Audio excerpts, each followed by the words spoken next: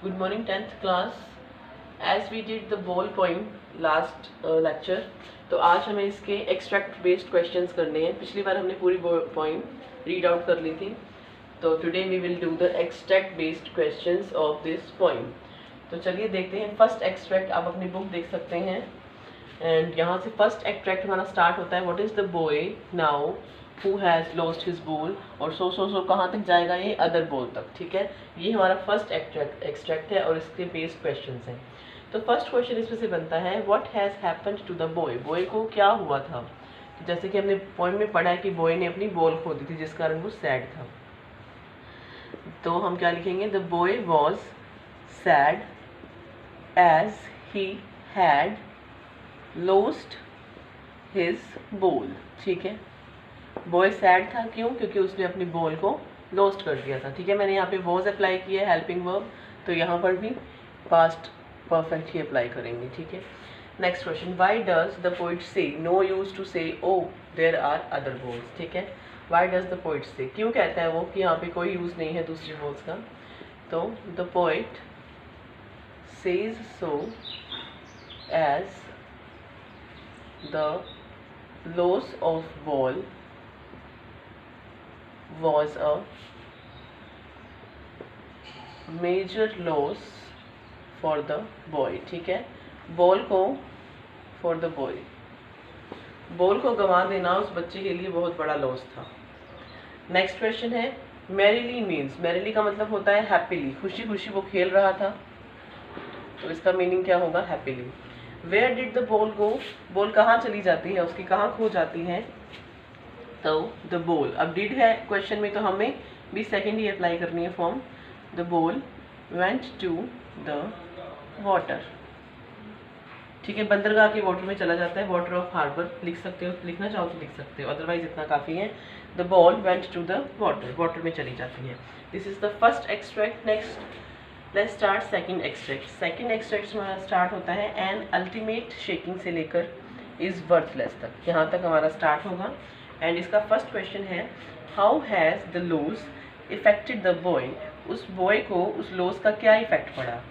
तो the boy was very sad at the loss of the ball. उस ball की loss पर बच्चा जो था वो बहुत ही सैड हो गया था. This is the question, this is the answer of that question. Next is why does he trembling and staring down.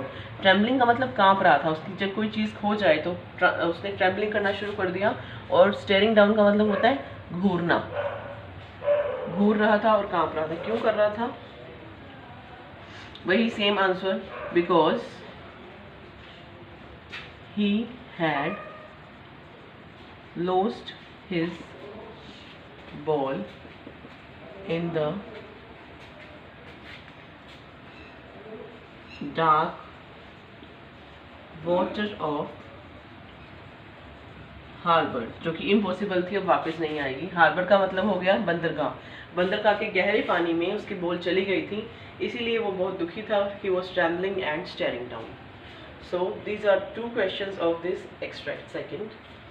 Now let's start extract third. It starts from now he senses first responsibility up to external. Money is external. ठीक है, यहाँ से इससे पहले जो line आएगी वो थी मनी इज एक्सटर्नल, तो यहाँ तक वो जाएगा. और थर्ड एक्सट्रैक्ट का फर्स्ट क्वेश्चन है what does the boy understand. अब उस बच्चे को क्या समझ में आ गया था? उसे समझ में आ गया था कि जो बॉल चली गई है वो वापस नहीं आएगी. ही, अब डज लगा है ना हमारे पास, तो अंडरस्टूड नहीं लिखेंगे हम. क्या लिखेंगे? Understands.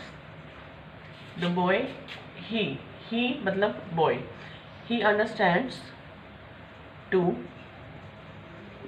cope up with this loss.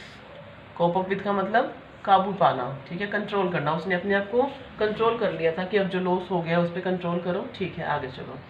Next question is what is meant by possession. Possession का मतलब क्या होता है? कोई चीज़ जो हमारी अपनी होती है, जिस पर हमारा अधिकार होता है, उसे हम कहते हैं possession. Something which is owned. ठीक है, ऐसी चीज़ जिस पर हमारा अधिकार है, जो हमारी अपनी है, इट मीन्स पोजेशन। तो these are the 2 questions of extract third. Now we will start extract fourth and it starts from he is learning. बिल्कुल लास्ट एक्सट्रैक्ट है, आप देख सकते हैं अपनी टेक्स्ट बुक में, he is learning up to how to stand up. कब तक कैसे चलना है, वो क्या लर्न करते हैं। तो फर्स्ट क्वेश्चन है what is the boy learning, उसने क्या लर्न किया, तो सेम आंसर आएगा, he is learning how to cope up with this loss। वही सेम आंसर आएगा कि वो सीख रहा है किस तरह से हमें आगे बढ़ना है। What every man needs to know one day, हर इंसान को एक दिन क्या जानना चाहिए, तो every man needs to know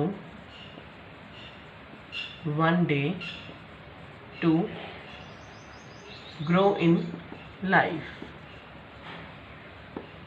हर इंसान को क्या जानना चाहिए कि लाइफ में पूरा हमेशा हमें ग्रो करना चाहिए despite every loss. So these are the 4 extracts of this point. तो ये पॉइंट हमारी खत्म हो चुकी है। इसकी शॉर्ट क्वेश्चंस हैं, अगर आपको कुछ क्वेरी हो तो आप पूछ सकते हैं, और इसके शॉर्ट क्वेश्चंस हम नेक्स्ट में करेंगे और नेक्स्ट डे हमारा ये पॉइंट कंप्लीट हो जाएगा।